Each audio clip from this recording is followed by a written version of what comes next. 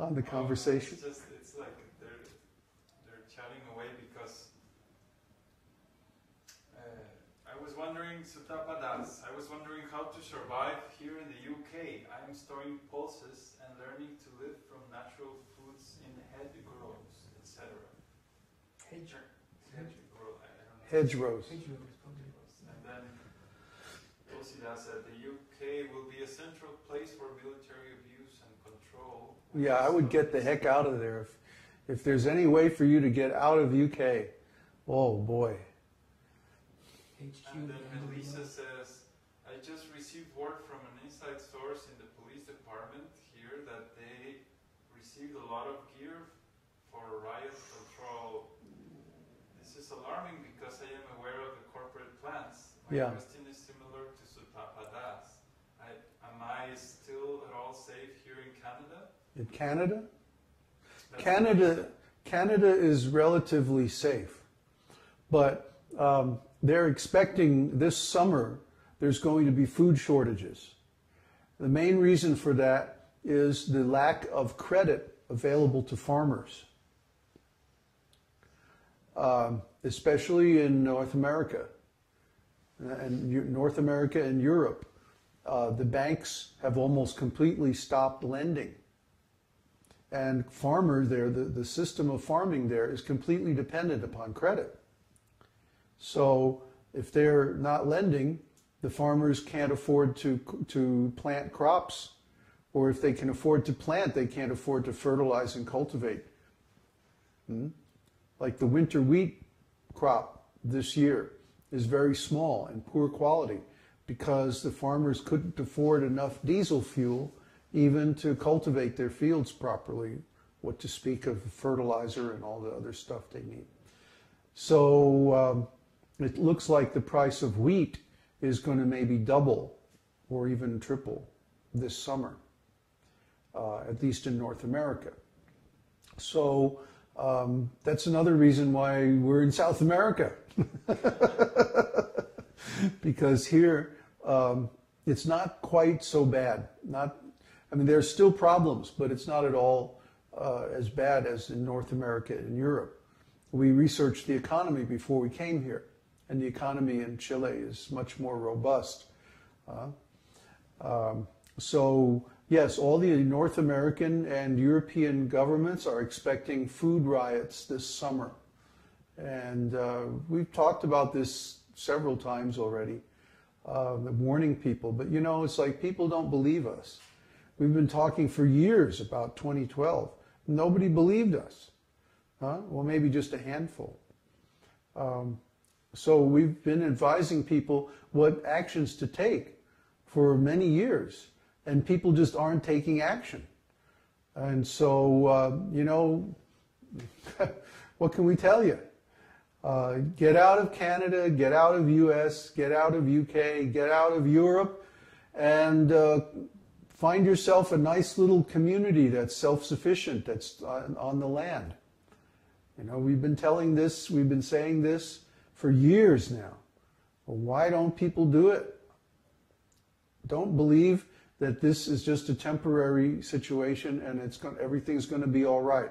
It's not going to be all right. It's going to be very, very serious. We've been saying this for years now. Please wake up. Do something about it. Lisa says, I have already begun storing food and survival gear. I started 6 months ago. I just suddenly have been feeling a push telling me to leave town. Where is she at? In Canada. Where? Oh, exactly. Let's see. And then everybody starts saying, oh, you should leave. Get out of the city. Get out of the city for sure. Wherever you are, get out of the city. The whole Western thing sucks. The winters do frighten me because it's hard to compile enough food for the whole winter. Yeah, winters up in Canada are rough, man. I wish I was with you in South America. Well, we're trying to create a situation where everybody can come and be safe, you know, but we really need everybody's help and cooperation to do that. So far, we have enough resources to take care of the brahmacharis. But to really make a robust community, we need the householders' help and cooperation. But the householders, see, people have been conditioned that, well, I'm going to take care of my family, and that's it. Yeah, really. I got my AK-47 in the closet, and people are expecting this nuclear family thing to be a platform that it's going to work. But it doesn't work. No, it doesn't work because it's too small of a unit to attain self-sufficiency. Even if you have resources like land and so on, a nuclear family, one couple and a few children, doesn't have enough labor force to attain self-sufficiency. All the things that need to be done. See? Again, because of duplication of labor and resources. To get enough people together to attain self-sufficiency, you have to have 10 families at least. 10 families, that means like 30 people, including parents and kids. All right? So we're saying we want to have a group that's between like 30 and 50 people. That's about the right size. And then we can go out and find a piece of land and raise enough crops on it to be virtually self-sufficient. Less than that or more than that, it's going to be a problem. But unless the householders get their act together and come and join us, then how are they going to survive?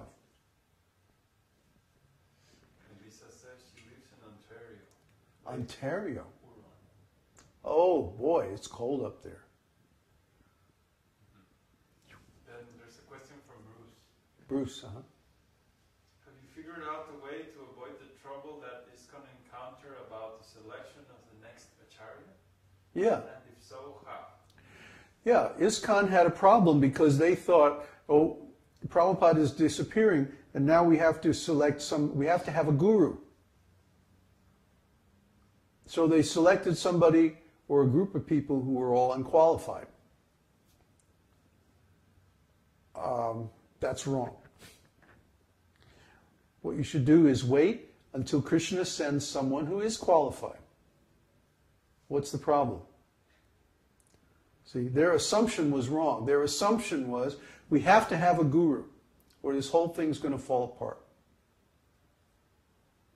No, it's not right. It's incorrect assumption. Because then if you select an unqualified guru, then the whole thing is going to fall apart. And that's what's happening. But if you wait, just wait. Just be patient. Maybe you have to wait 20 or 30 years until another self-realized soul comes along. What's the problem? Just wait. Guru has two qualifications. Number one, he has to be self-realized. Number two, he has to have his guru's permission or order. See? So, in my case, I had the order in 1977, but I didn't attain self-realization until 2002. 25 years. So, what can I tell you? You have to be patient. It's better to wait than to make the mistake of having unqualified guru.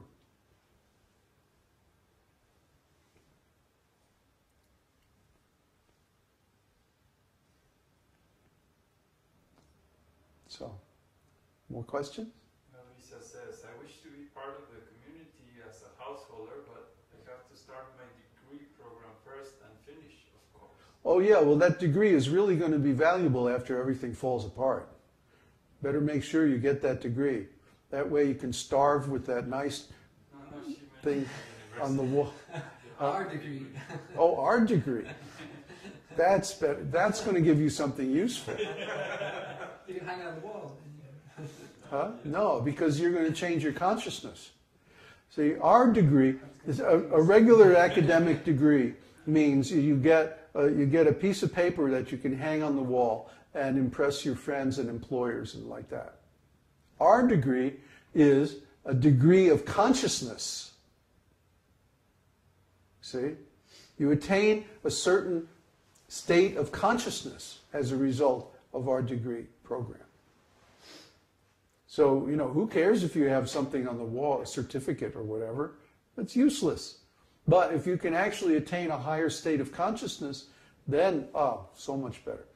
So what's going to happen, or what's going to have to happen, is that we find a married couple who is willing to join our community and move here and create the Grihastha ashram. And then other married or unmarried householders can move here, and they'll have some structure to move into. We don't know what those householders do. I mean, we're just celibate, you see, so we don't have any